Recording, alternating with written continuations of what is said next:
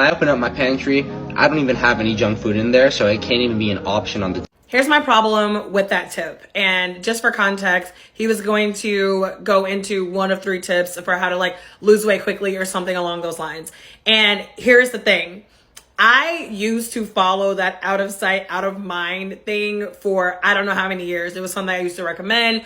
I used to live and die by it. But here is the problem.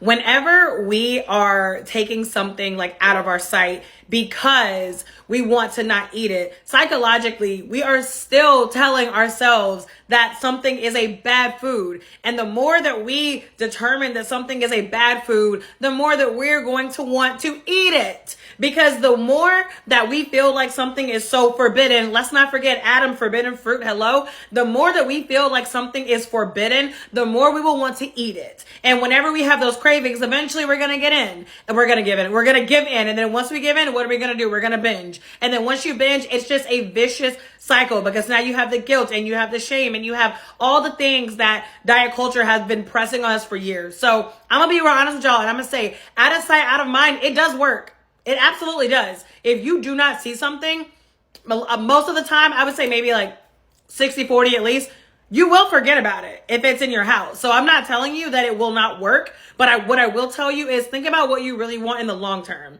If you want to actually heal your relationship with food, you're not going to do that if you're still demonizing certain foods that need to be hidden.